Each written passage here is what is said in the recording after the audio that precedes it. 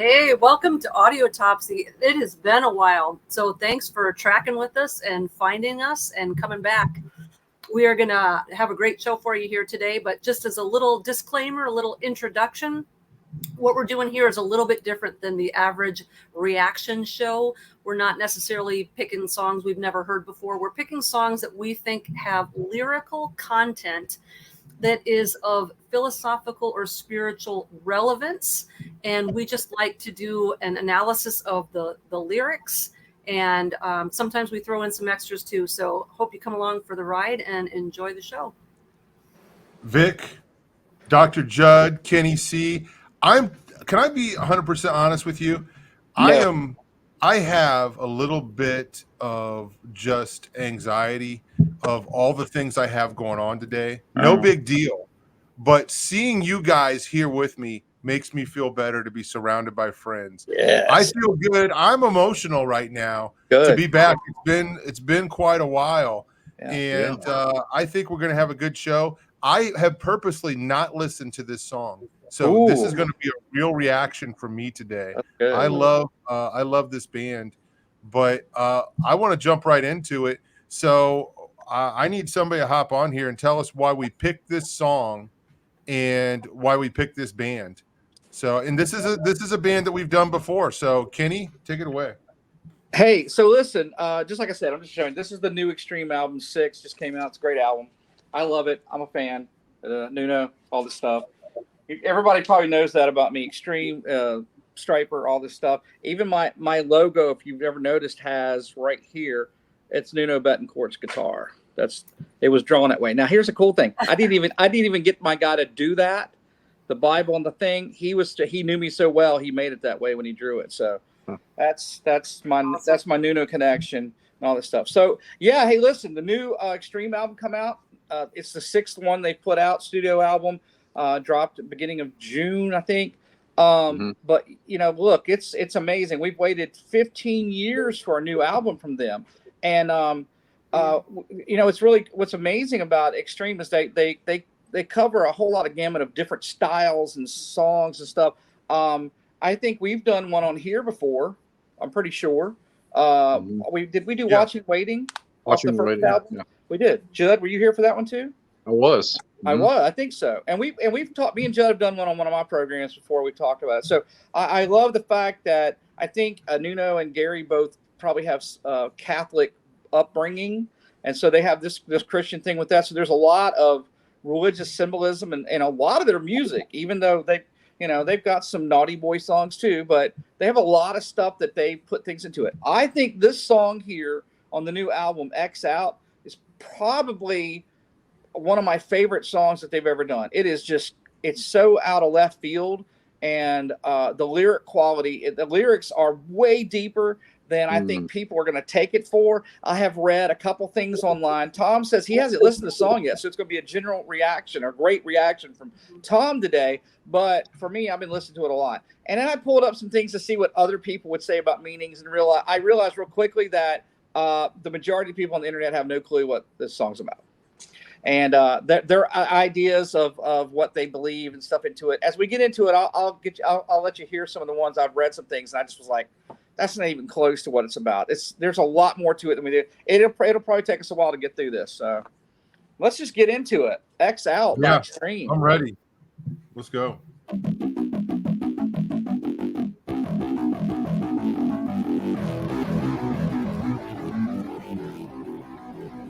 Forgive me, Father, show me your unfailing love. There is no other.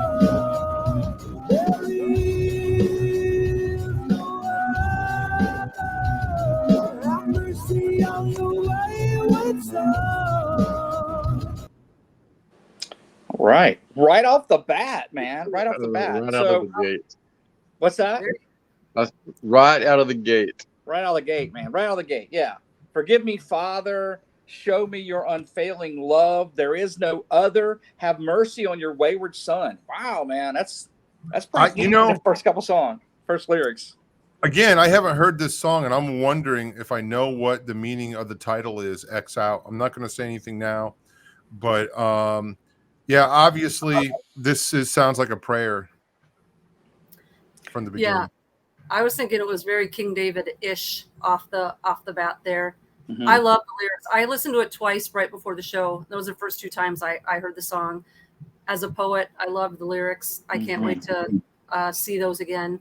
Yeah. And I hope we're not cutting the solo out of this episode, are we? No, I put it in there because I mean, look, as a musician, to me, half of what they're doing in this song is the feeling of it too. Just the actual musical quality, the chords, the syncopated bass line stuff. And the solo is just, I don't know what to say about it, man. He just evokes emotions that out of his guitar that just most people cannot do. He's very original. It's a great song all over, and I think people are going to really enjoy this one. Yeah, I'm so glad you said that, Kenny, about the solo, because when the solo started, I mean, it got me in the feels, and I was like, I hope it's not blasphemous. That my instinct was literally to like raise my hand like you do in church, and so I was like, I can't do that because that's probably like sacrilegious, so I didn't. But like, that was such a moving solo. I can't wait till we get to that. Well, in the Church of Kenny Seay, that's allowed. Okay, all right. Just gonna let you say. There's times when something can have no lyrics, no quality at all, and be completely instrumental and move me to no end. And I know what the feeling is. So that to me, I don't think there's anything wrong with that at all. Yeah, in my opinion. Dr. Judd, what do you think on those first lyrics? Mm-hmm. Man, Gary just wastes absolutely no time. I mean, it's clearly a prayerful, petition, and I like that Vicki compared it to, something Davidic, that you read out of the Psalms. This stuff is pretty replete in the Psalms, but the way that it fits with the imagery of the rest of the song in terms of lyrics is really, really clever. I think it's a really well crafted song, both musically and lyrically. Mm-hmm. Yeah, I think some people may approach it and think that it's written that Gary is writing about himself, but being that Nuno and Gary tend to write a lot of this stuff together, and they had some co-writers on this too. There's some other people. They did. I don't know if this is totally that it's about one person or more of about a person, like a figurative person. But I think as we get going on to it, we'll learn on more in the lyrics. Sure. Let's go on. Go ahead. Oh, I was going to say, I also like the fact that he picked a vocal style appropriate to the lyric, and a lot of, especially when you get into rock and metal, everything is screamed. Like I like to find, if you can find good stuff, I like it when people like totally like make hymns into like more modern or rock or metal. But when you got certain lyrics and you're just like screaming or vocal frying, and here he's coming in like this frame of mind of like penance and humility, and so he's not doing the whole vocal fry thing. He's doing it in a way like he's lamenting, and I love the fact that he sees his voice as part of the score. I love just the very first melodic line when he says, "Forgive me, Father." The way he enunciates that, it's like, I mean, it really is. It's almost like he's crying out, "Forgive me, Father." I was just like, wow, I was in right there. I'm listening. I'm paying attention. Before we go to the next section, I was going to say it's reminiscent of some of the tones you get in Three Sides to Every Story. There are a couple of tunes on there that evoke that same sort of prayerful tone. Yeah, absolutely. I think you hear that in a lot of stuff like what's one of the ones off three, like God Isn't Dead. God Isn't Dead, and the last suite, the third part of it. Absolutely, Well, and Gary did play Jesus Christ in a Boston rock opera production of Jesus Christ Superstar. No way. I can see that. That's amazing. Yeah. That's amazing. That's good. Awesome. All right, let's move on. Okay. From grace I fell, open up my eyes in hell. Brimstone burning in a crowd of agony.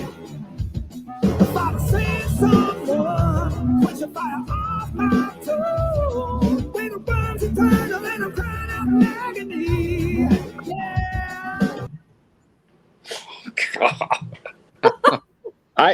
honestly tell you, I could probably do 30 minutes on that lyric right there. Right. When it first came across to me, and I don't even know if people really get what's going on. I mean, the lyrics from grace I fell, opened up my eyes in hell, brimstone burning, I'm crying out in agony. I mean, right off the bat, you're like, okay, mind blown, amazing. But when he says, Father, send someone, quench the fire from my tongue, where the worm's eternal, and I'm crying out in agony. Yep. A lot of theology in there's there. A lot of theology there. Absolutely. Absolutely. And right off the bat, when I heard it, my brain went right to Mark 9:44, where their worm dieth not and the fire is not quenched. Bam. There's a whole lot of worm references that I don't know if people completely get. I read a lot of things where people were reading and they skipped this completely. And I think this is a really big part of it. You know, I mean, because like if you read Mark 9:43, and if thy hand offend thee, cut it off. It is better for thee to enter into life maimed than having two hands to go into hell, into that fire that never shall be quenched, which leads into 9:44, where the worm dieth not, and the fire is not quenched. That's some deep stuff, man, because I don't know if people even understand the symbolism of the worm. And I'm sure Dr. Judd's probably got amazing stuff on it. I had to do some serious research to figure this one out. Well, and the lyrics are steering us towards the theological geography here. I mean, for students of the Bible that are listening, you're probably already picking up on where this story is going and who the players are that are involved that the guys in Extreme are evoking here. And again, I don't want to let the cat out of the bag, because I think in the next, after the chorus and into the next verse, people will begin to pick up on that this is not just an ephemeral kind of religious expression. But it's actually a pretty theologically grounded tune. Yeah, I definitely wasn't what I was expecting to pop on this album after listening to it the first time. I was just like, oh, this came out of left field to me. Just kind of, you know, the albums got a lot of great stuff on it. It evokes a lot of classic Extreme things, you know, with the really funky kind of rock type stuff. But this song, just even musically, the chord structures, the bass, and all the stuff into it, it is just completely different than anything they've ever done before. And then they smack these amazing lyrics on it. It's like, you're going to pay attention to this one. So, so here's some other things I was looking into. Like, it talks about like the carcasses and the worm. And Isaiah 66:24, they shall go forth and look upon the carcasses of the men that have transgressed against me, for their worm shall not die, neither shall their fire be quenched, and they shall be an abhorring into all flesh. Come on, man. It also references the verse there with Lazarus and the rich man, or and that's where we're headed. Oh, it gets even more. That comes in even more afterwards. But see, I think a lot of people, like I said, they don't. And you kind of have to do a word study on worm to understand some of what they're talking about. So there's a lot of symbolizing, but Job 25:6, how much less man that is a worm, and the son of man, which is a worm. Psalms 22:6, but I am a worm, and no man, a reproach of men, and despised of the people. Isaiah 41:14, fear not, thou worm Jacob, and you men of Israel, I will help thee, saith the Lord, and thy Redeemer, the Holy One of Israel. There's a whole lot of this stuff that gets into what the worm is, and this and the death between what the body and the worm. They're separate. It's the Gehenna trash pile imagery. Yes. Yeah, that's it. Yeah. Let's move on. Let's check out what we got next. Sun burns out in your face, the black. There's no way I'm gonna make it back. Out of time and I'm running out of life. Out of time, running out of light, setting up a desperate situation, it sounds like, in the song. So when we started listening to this, I was familiar with a lot of the singles and the videos that they had released. I think I watched them all, but I wasn't familiar with this song. And when we started listening to it today, you know, the very first lyric, I'm like, okay, here we go. Because I wondered if they were going to put anything on the album that was biblical or spiritual. So anyway, yeah, good to see this.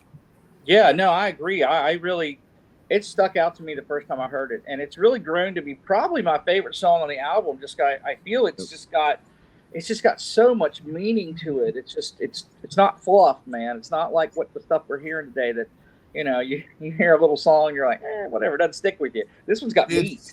This one's got meat to it. It doesn't seem to be what I'm getting from the lyrics. It doesn't seem to be just like, okay, I'm just going to throw this on there to make some people happy. No, there's a lot of thought that went into this. Yeah. Extreme's very good about writing some very frivolously fun songs and weird child rhymes and stuff. They know how to do that and have great songs that fall into that Van Halen kind of realm of, you know, it's a party. But they have other stuff too, man, that they lyrically, you know, I mean, they've had songs like There Is No God, which is not what people think it is. Mm-hmm. It's the lyrics, you know, you read that and you're like, whoa, what are they going for here? And it's not what you think. So I love the fact that they're not afraid to really delve into something as deep theologically as this. Mm-hmm. Mm-hmm.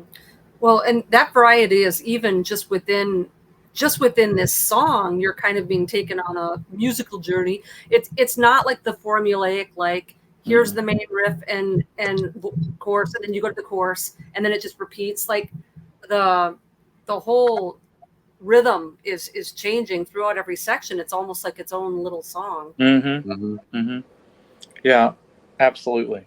But he's definitely the last lyric time on top of it. There's a whole thing out of time and running out of light. There's a time essence here that, you know, things are coming to an end. Mm-hmm. How do I fix this situation either that I put myself into? How am I going to get out of this? So, Kenny, I can't help but think that because Extreme has historically been a politically, socially aware band, like they're like Queensrÿche, you know, they're a thinking man's band. Yeah, but. And thinking women. But what I think is interesting is that with all the things that have been happening in the world and with their respective, you know, upbringings, I think this is a kind of a commentary on not only the dire political and social conditions that we found our society in, but also supernatural immediacy. Mm-hmm. As the song goes on, I think people, you know, that are really paying attention will pick up on that. Yeah, absolutely. All right, let's hit it.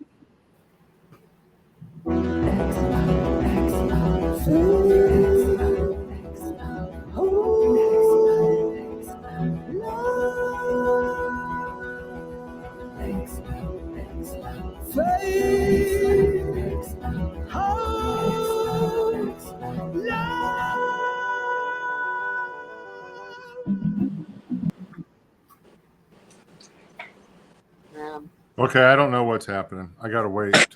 Well, you know, what's really funny is you get to that point. I mean, look, let's think about this. I don't know many people who aren't Christians or anything do not know the famous 1 Corinthians 13:13. They know, but now faith, hope, and love abide these three, but the greatest is love. That is like one of the most famous scripture of all time. It's used in everything. People know that. Faith, hope, love. It's used in a lot of other musician stuff too. King's X did a whole thing. And now faith, hope, love. There's a whole thing with this. They're coming into it. But I feel that they've come across another feeling with this. They're saying it. I love the way the background is going, exhale, exhale, exhale, exhale. And he starts off by singing, he's just going like, faith. He's just very soft with it. Hope. And then he hits it a little harder and he's like getting a little more with it. So, it's a tough call right here. I'm not totally sure where they're at with it on that. Like, what do they mean with this? It's very interpretive. Yeah. So as a poet, this is how I took it. I love it when there's like a double entendre. And what's really fascinating about this course, if you just took the course out, a Satanist would think one thing and a Christian would think another thing, and they would both find deep meaning in it. And so what I mean by that is you've got faith, hope, and love. Are those things being X'd out? Or are you taking the classic satanic symbology of X being a stand-in symbol for Satan? And is he being X'd out because of the faith, hope, and love? You know, what am I X? There's an X on my shirt. That's right. That's right. It's satanic. So I'm still trying to figure out, this only being the third time I've listened to the song and not knowing all of the history of the band and their beliefs and things. Because the X imagery is very, very powerful. We are now in a generation with social media that a lot of people know. Why is this X turning up everywhere? How come Twitter is now X? How come everything's X? I agree. So here you go. And from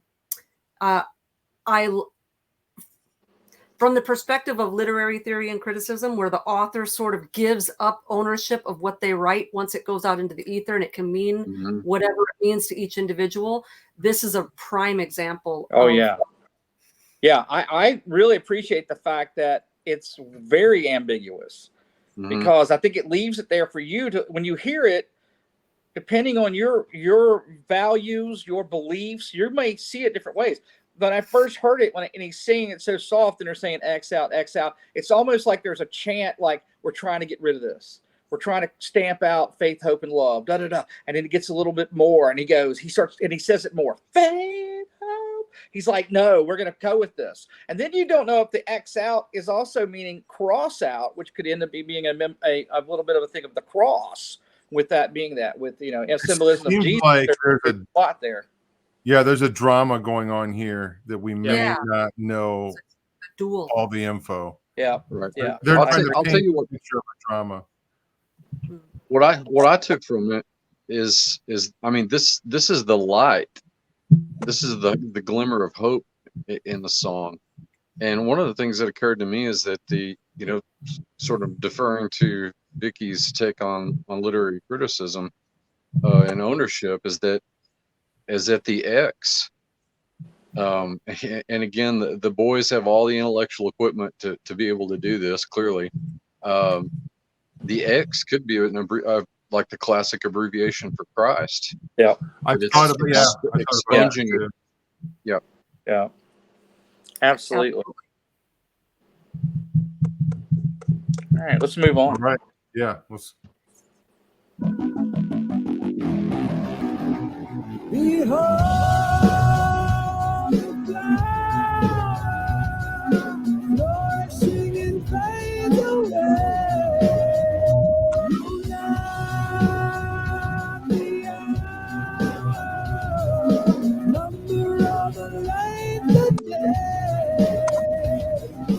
Save your breath, honesty to stride up with. Just another tale being told by an idiot.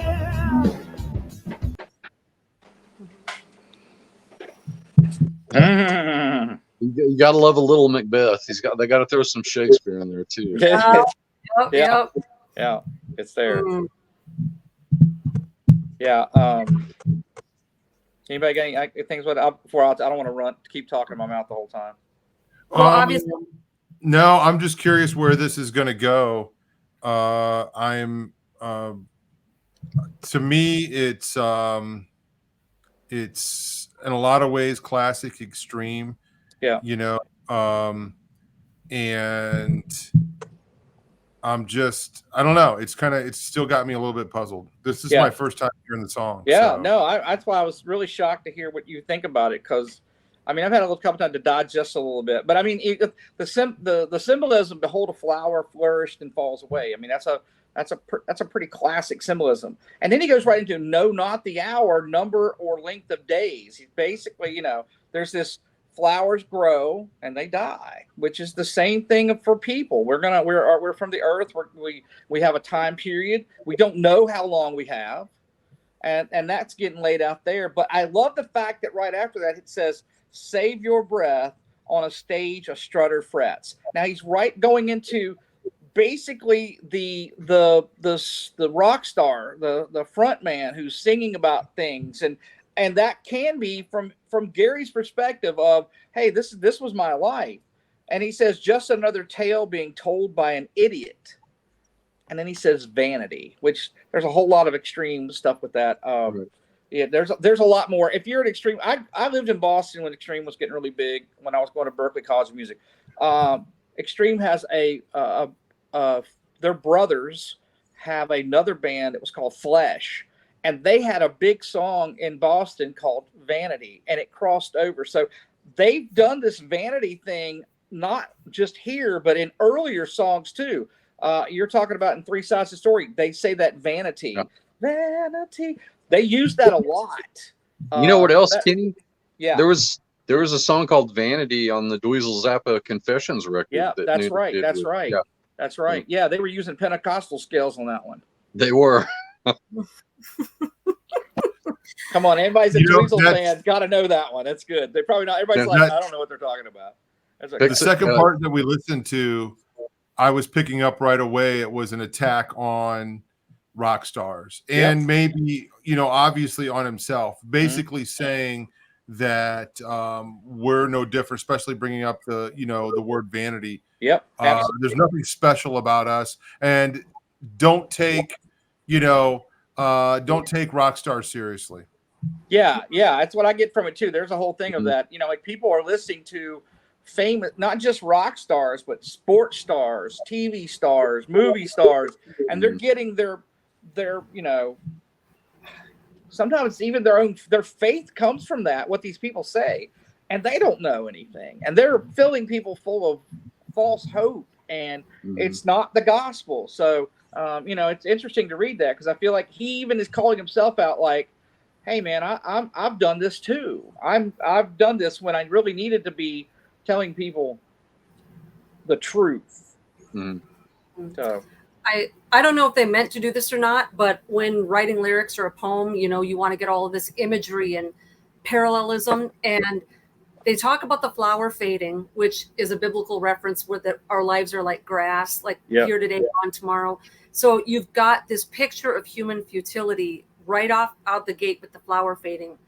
But then it talks about save your breath, which I think is a double meaning too. And again, I don't know if they're meaning to do this, but save your breath, because everything that's about to come out of your mouth is foolishness. But the flower fading and the grass fading, it's all about how the breath of man, it's here today, it's gone tomorrow. So breath is another image of the futility and of man. And then I love how he throws in the word frets there.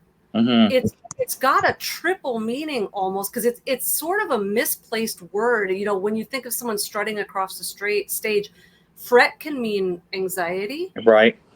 It can mean the guitar. Yeah. But it also has a lesser used connotation of when something to fret is rubbed away and fades away. So again, you've got a third picture here of the futility of man, how our flesh is like a flower. It's like the breath. It is just rubbed out. It's here one day, it's gone the next. So the way he tangles that language poetically together, I don't know if he did it on purpose, but even if it was a happy accident, it is a elegant one at that. Yeah, it's like the Horace poem, the Carpe Diem, gather your rosebuds while you may. That was kind of the imagery that occurred to me right off the bat. But yeah, the shadows and dust, we're all vapors. Imagery is very, very replete in this song. Yes. Very good. Very good. All right, let's keep rolling.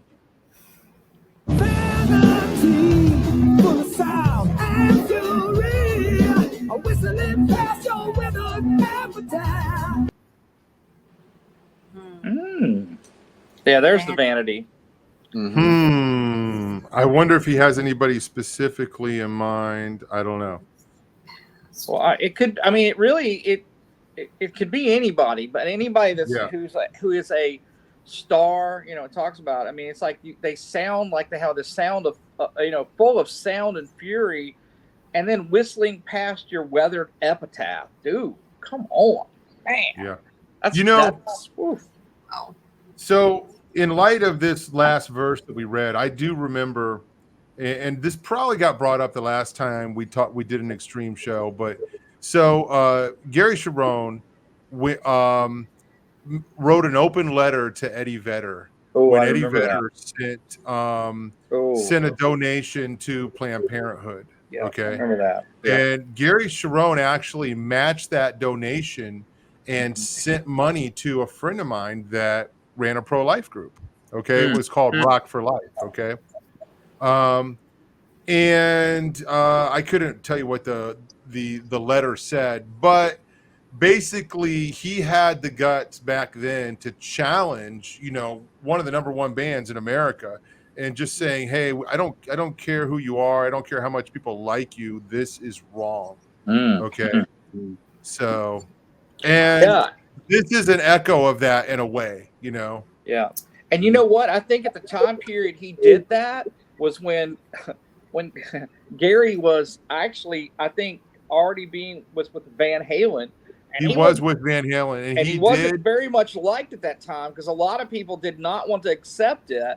That with him coming in, they were like, "No, this ain't gonna happen, man." It was like either it's David Lee Roth or it's Sammy Hagar, and Gary didn't get a really good fair shot on it. And I'll be one of the few people to go ahead and say this: Van Halen with Gary Sharon at some point was a really good lineup, and it didn't got a fair shot. There's some live concert stuff out there that Van Halen he brought something to them they did not have, and it was really interesting. I wish we could have seen more because I think they were just kind of getting started with it, but not a fair shot. But hey, listen, we got him back with Extreme, so I'm okay.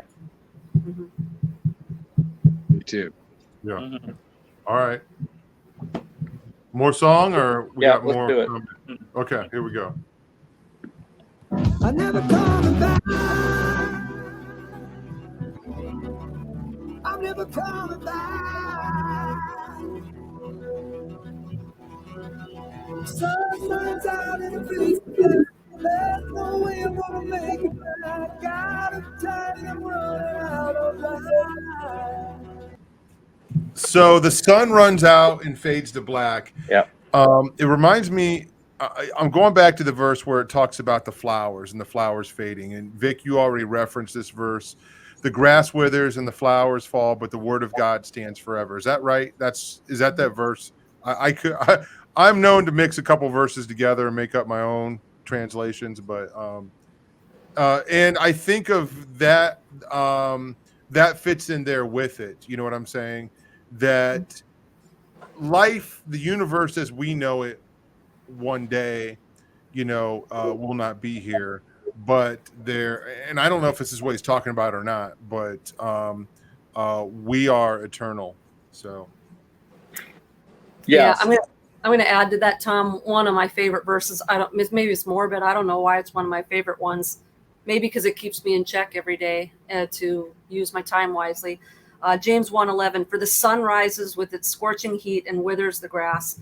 The flower fades and its beauty is destroyed. In the same way, the rich, or the strutting, fretting rock stars, the rich will fade away even while they go about their business. Other translations say in the midst of their pursuits. And we've all seen that, especially in the last few years with people dropping dead. We don't know. And we're like that grass that just gets caught up in the mower one day and its beauty is gone. Yeah. I want to add something to this whole thing too. We talk about, because I think there's some aspects of this when they're talking about sun burns out, fades to black. The aspect of what a lot of people don't like to talk about, and that is hell. There's aspects of what they're talking about here, and it's interesting because there's a whole lot of people now that are trying to change viewpoints, say that it's not a physical place, it's not even they want to make it so that they're not, there's really no hell and all this stuff.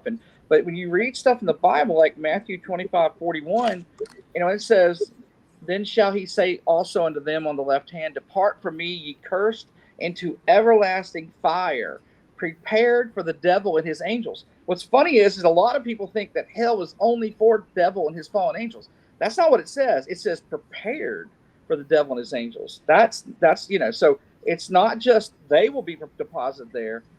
It's not exclusive for them. It's for a lot of other people too. And that's not fun stuff to talk about, especially. But that's where it comes into this whole thing with the worm and the other, the fire and all this. So there's a lot of stuff going on here. It is. It really is, man. It's like I said. I did some research and was like, because it talks into it. It's talking about the worm that dieth not. There's a whole lot with that there, man. Talk about with the infinite and eternal, what our bodies really are. It's a lot. It's a lot. But I'm not going to delve too far because it'll get too much. Kudos to Extreme for, the image. They're talking about hell here. Yeah, that's exactly right. In an age when there are pastors that are afraid to talk about things like hell and demons and the devil. That's exactly what I felt too. That's exactly what I looked at. It's like it is really like it's putting it to the point of and you don't really know if the aspect of this person is someone that's already in hell, because there's aspects of that talking about it they can't escape, or it's someone that they know that the pathway is leading them there. Right. They're trying to get out. So there's a little bit, They clarify that a little bit in the refrain after the they do. solo, they which do. we'll see. Yeah, they do. Cool. Let's roll. Right here. Yeah, let's keep going.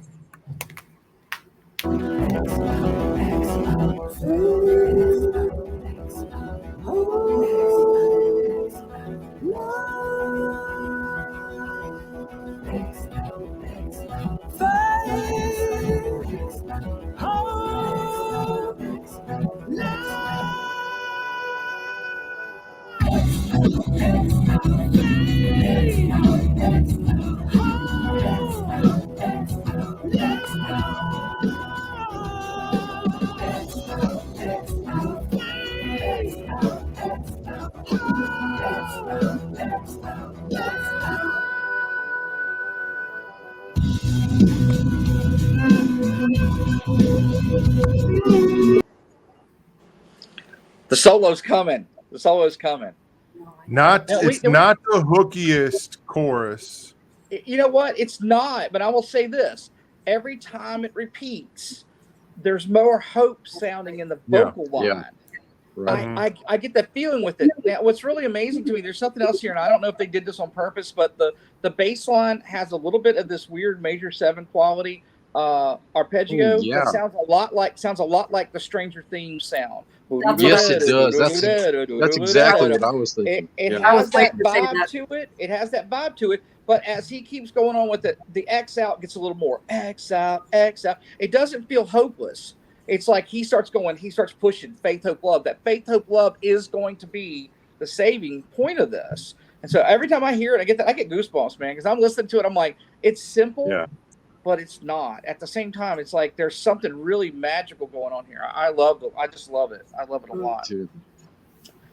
Kenny stole my answer. I was going to bring up the Stranger Things thing. Yeah. Well, you know what? You may not catch it, but when it gets to that one point when it really starts to break down between the chorus, you hear that. You hear that. It's not exact, but it's enough to have that. Yeah. I wonder if that's something that they thought about when it became. That's a pretty big show. A lot of stuff in there, and I kind of play this in there, so it's good. We got to get to the guitar solo. I'm sorry, but we're going to listen to the guitar solo right now. Is that next? Okay, here we go.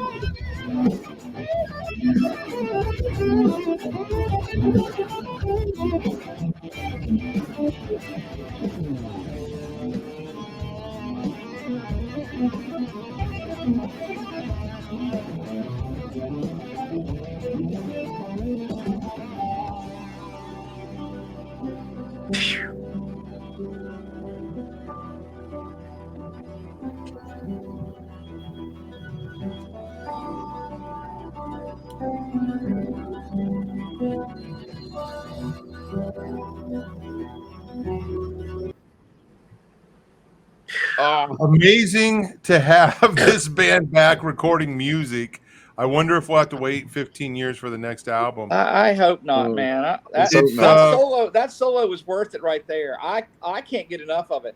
I can dissect that solo a lot, but I'm not going to because it's way too much. But there's some places in there he's interpolating licks from old songs in there.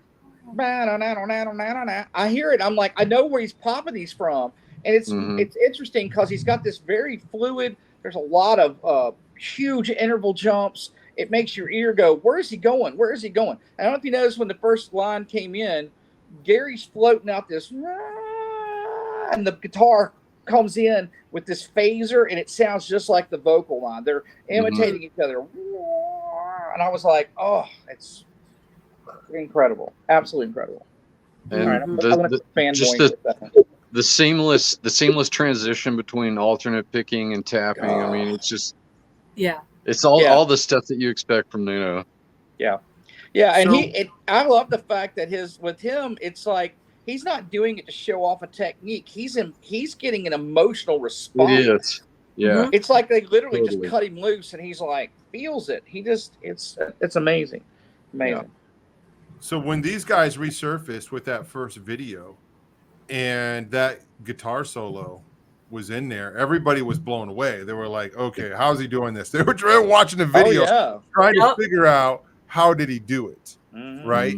So, I mean, people don't know about Nuno betting. When that solo came out, I didn't even put stuff out on the internet. I was sending stuff to Judd. Me and Judd were talking. I was like, I think he's doing this, and I figured it out 2 different ways he could do it, and it's still just mind-boggling. It was just like one of these things that just it came out, and it is. And you were great guitar thing in a while.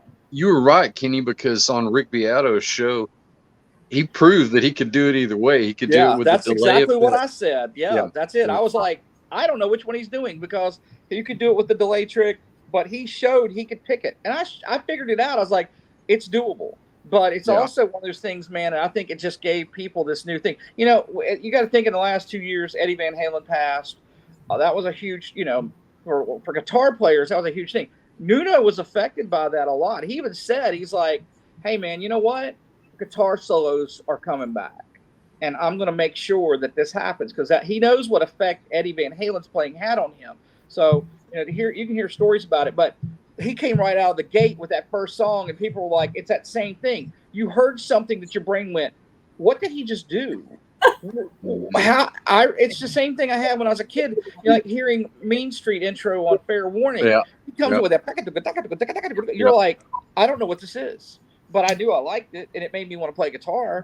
So that's the same thing. I know I had a lot of kids come in who did not know Extreme at all. Students came in, and when they heard that, they were like, what is this? And all of a sudden they become Nuno Bettencourt fans, and then you open up 30 years of music to them. And that first solo of Nuno's where everyone on the web was going nuts and trying to figure it out reminded me of the old legends. And I'm like, oh, we have our own legends now, where Robert Johnson would do all of his recordings with his back turned, so no one knew what he was doing. And so I thought that was kind of cool. But I love his tapping in this solo because Eddie has like a very mechanical tapping, and that's not an insult because I love Eddie, but when Nuno taps, it's so smooth. It's almost like he's playing a violin or a cello or something. It's so seamless. It's all like one note. I get the chills every time Nuno taps. I just think it's amazing. Yeah. And a lot of that comes from, I think he utilizes really basic ideas. It's really funny because I got to see him play a lot live, and he's probably one of the most influential guitar players to me ever. But he did do that a lot when he was doing some of these things back in the 89, 90. When he played The Flight of the Wounded Bumblebee, he had his back turned to the crowd because he didn't want people to understand how he was doing it. And we were all sitting there drooling like, what is going on here? You're just like, later on you figured it out. I remember I have a tab book, a guitar magazine, that has that solo in it, and it is completely and utterly wrong. Is that the Wolf Marshall transcription? It was in Guitar School. It was an absolutely unplayable version, and I looked at it, and I had to go through and write in. I had to go through and look at it and go, that's a delay note by pedal. That's a delay note. It was just, I was like, but you know what it did? It gave people go, I can play this, and then they realized that it was impossible. They quit. But I had to remind myself, I saw Nuno play. And it's not that he's not a rocket scientist, man. He's a great guitar player, but his ideas were just, they worked because he did what played easy to him. I mean, technically, he's still probably one of the best guitar players ever. I think he's still a little unknown for my flavor and taste. I think he's just, it's up there, but yeah, definitely. Yeah, shout out to those late 1980s tablatures. They were so bad. Oh no. The majority of the extreme books that are put out are all terrible, man. Yeah. They're all terrible. That's true. They're just not. They didn't know what to do with him, and that's okay, man. It's all good. All right, let's continue on. There's some good stuff coming up. Rich man blessing purple thread, poor man begging for a crust of bread. Like the poor, the rich are gonna die. One man suffering forever, damn, the other in the bosom of Abraham. Looking on beyond the great divide. Woo! Yeah. Good So stuff. there's your confirmation right there. I know. That's the setting right there. We know that this is the story of Rich Man and Lazarus. Yeah. So this is like one. several different songs, like 3 or 4 different songs. It seems like. Yeah, I was thinking the same thing. If I had, from a writing standpoint, if you put a gun to my head and I had to make a criticism, it would be that it's almost too much information. Yeah, I think my opinion is I feel they thought, okay, we get one song to do this with on this one, so let's just cram it all into this one song, and that way people and there's going to be people who won't like it just because of that. Nothing, they'll be like, because I read a lot of people just like, I don't like the song, I don't like it, it's too different, doesn't sound like extreme, way too much religious connotation, I'm not into it. But that's because of the time period we're in now. I think it makes it one of the best songs on the album. Yeah. This little bridge part here, this refrain, these 4 triads, so it's like 12 lines total. I mean, you could pull this out of a song and put it in a poetry book, or you could put it to any kind of music. You could read it out loud as liturgy in a church. It's really beautiful. Right. It is. All right. Let's if we got more, let's do some more. Yep. The darkness drinks both sun and moon. After rain, storm clouds of church. Young and bound, the housekeeper's queen. Severed is the silver cord, broken like the golden god. Just returns to death from whence it came. Okay, I got chills. There's a lot of theology in there. I don't even know where to begin. I should have been taking notes. And the way that the vocals escalate with the lyrics, I love it when it matches. I hate when there's a mismatch between a style and what's being said. Like, people are like, I'm gonna write a poem about the death of Jesus and let's make it a limerick. It's like, no, you can't do that. So it starts out like this like almost like a whisper, and then there's like these dual voices, and then he's screaming by the end of it. I mean, perfect escalation of the vocals with the lyrics. And it comes right after that. It comes right after that big solo too. You've got this emotional thing, and then they drop it down, and they keep the vocals and stuff right down with it. Doesn't come back smacking the face. He's like, we're going to smack you in the face theologically, then they're going to bring it back. So I will say this: they did write the lyrics had chord written as CHORD, and it should be CORD. So they just had it's not like a chord, like a guitar chord. Right. It's a silver chord. Yeah, that's silver chord. Ecclesiastes. I wonder what happens in a band meeting, or how they write a song. And maybe you guys know.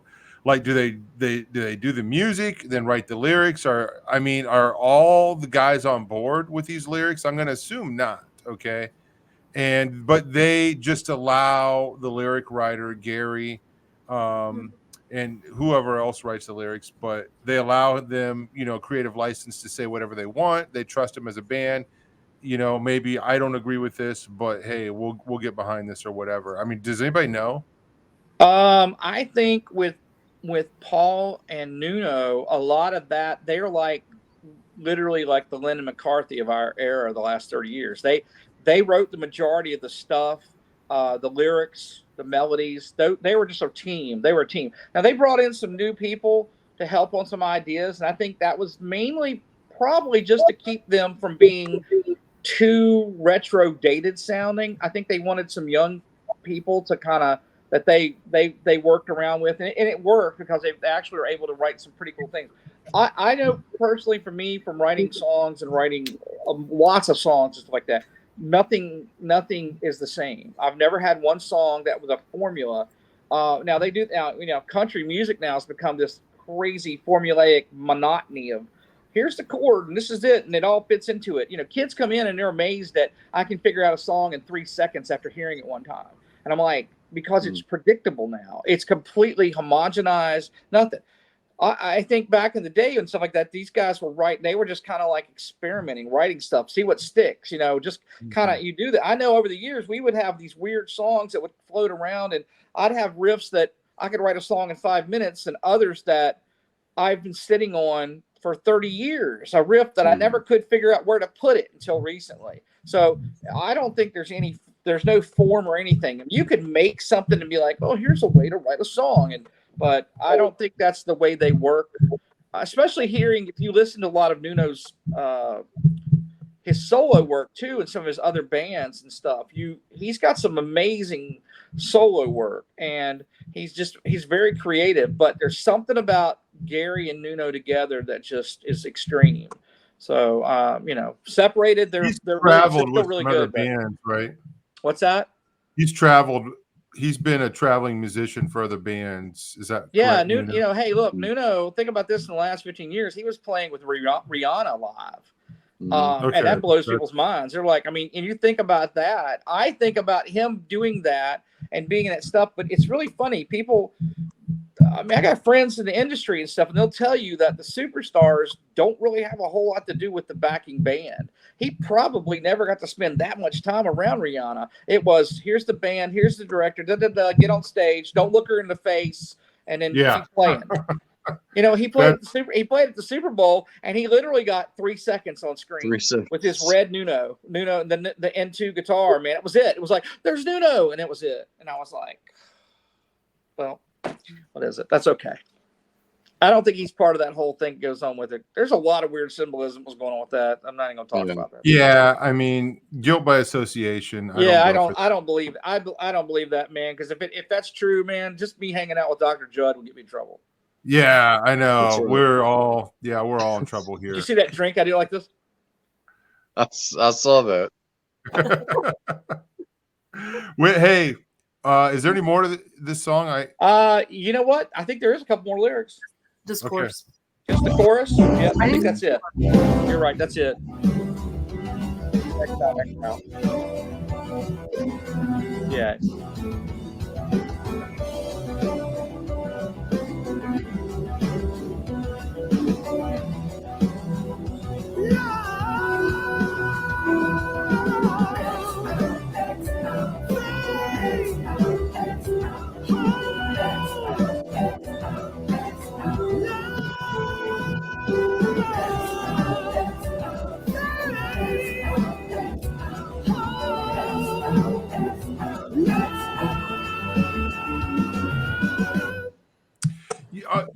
The title for a song, X Out. Yeah. I didn't know what to think when I saw this yesterday. I was like, X Out. That, again, it's not very harmonious. You know what I'm saying? Mm-hmm. And even seeing it in the chorus there, and I still feel like it's not completely explained by the end of the song what the meaning of X Out means. Mm-hmm. And we kind of talked about that, the options. I kind of lean towards maybe it's, there's some kind of force trying to X out these things. And then he raises, his voice and singing faith, hope, love. In other words, you're not going to X this out. I don't know. Right. Like a sword fight. It's like a sword fight. Yeah. Yeah. Yeah. Well, if there's Shakespeare quotes in this, so there's got to be a sword fight, especially if it's Macbeth. Yeah. Is there a video for this yet? I don't think so. I don't think it'll get released as a single, period. I don't think so. It's just the lyric video is it. To me, when the album came out, the first time I heard it, I was like, this song is special, and we're going to talk about it on Audiotopsy when we come back. So thanks for letting us do it, because I hope some people go listen to it and get something out of it. Maybe figure out something we haven't heard or thought about. Well, if somebody is watching this and they made it this far and they're wondering, where have I heard of Extreme before? Well, probably through the song More Than Words that was popular back in the early 90s. Okay. That was their runaway hit song that blew them up. And I think they came to hate that song at some point. It's so different. There's some funny stories along here. I was actually at the first show they played it at, and I was there. And in Boston, they were known as a really funky rock band. I mean, they even had T-shirts that said "funky metal." I mean, they were from, you had Aerosmith, all these really kind of groovy rock bands. They were part of that. But when this song hit, I don't think they thought it was going to take over everything. But the record industry basically was like, "Oh no, you've got this. This is what we're going to push." So you notice that Wholehearted was on that album. The next single on Three Sides to Every Story, Rest in Peace, it had a tag at the end that sounded like More Than Words. Because they're like, we don't know if people are going to get this song. Oh, that's the More Than Words guys. Now I'll tell you a little story I learned when I was at school later on with this. This album, Extreme 2, Pornography, is the most returned album of all time. And because people bought it for More Than Words and then did not know what to think of the rest of it, because you open up the very first song, it's Decadent Dance, Little Jack Horn. There's all these songs. When I'm President, you're like, wait a minute, what is this? This is not More Than Words. Where's the Pretty Everly Brothers stuff? It was rock, and he's dropping solos, and it just was not. And so it kind of hurt them in a way. The thing about this album, the album Pornography, and this has probably been said before, and we probably don't need to be going into it now. I feel like it was an honest commentary on life. And I don't want to say it was ahead of its time, because it was relevant then, but it's even more relevant now. I mean, we could talk about that, but that's not what this show is about anyway. But what, you're right. Here's something really interesting.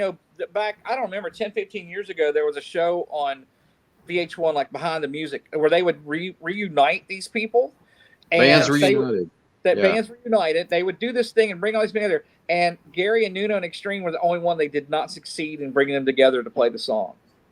At that point, they were kind of separated out. Nuno was mad. He was mad that he wasn't a got happy ambushed camper that way. He was not in a good place for a long time, and I think that's what kind of this whole rocky road with them.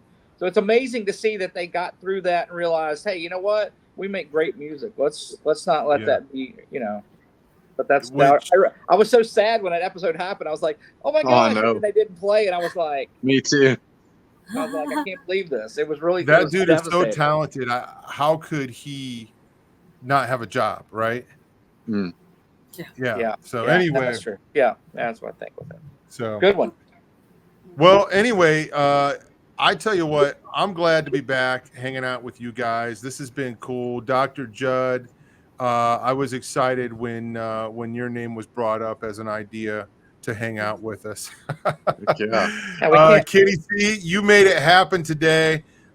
Vic, where the heck have you been? We miss you. Everybody's like, what's going on? I'm like, I don't know what's going on. We're all busy right now. So we're trying to we're trying to figure this thing out, but we're gonna make it happen, and we've got some more ideas, which reminds me I need to talk to you, Vicki, about that. I owe every single one of you guys a call, but I'm gonna leave this recording running because I've just got stuff I got to do. Folks, if this is your first time watching this show, let me just say, this channel, Through the Black, the people associated with it are about the gospel of Jesus Christ. Okay. We believe in the Bible as the word of God. We believe that Jesus was the only begotten son, and that he died, was crucified, rose again, and ascended into heaven, and he's going to return again. And we have a lot of fun along the way. We want to share the love, the compassion of Christ.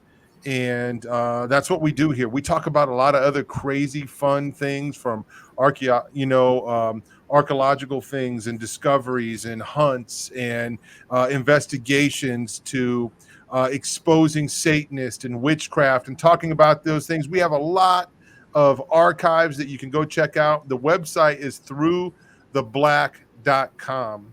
And guys, we'll be back, and Judd will be back too. And until then, hey, watch the archives.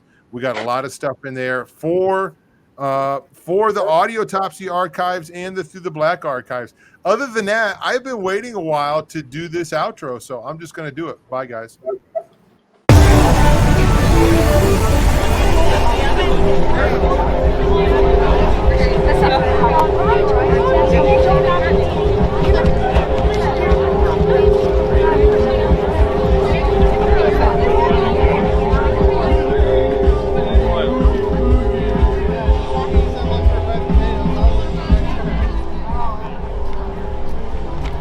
Show's over, guys. Why are you here? Kenny, why are they watching? I don't know. We're done. It's done. We're done. It's over. Please. We're not. It's not. Nothing more tonight. Yeah, guys. Done. Guys, shut it off right now. Done. Go home. Oh my Show's God. over. Show's over. Nothing people. else to see here. This is it. Okay. Really? Goodbye. Peace.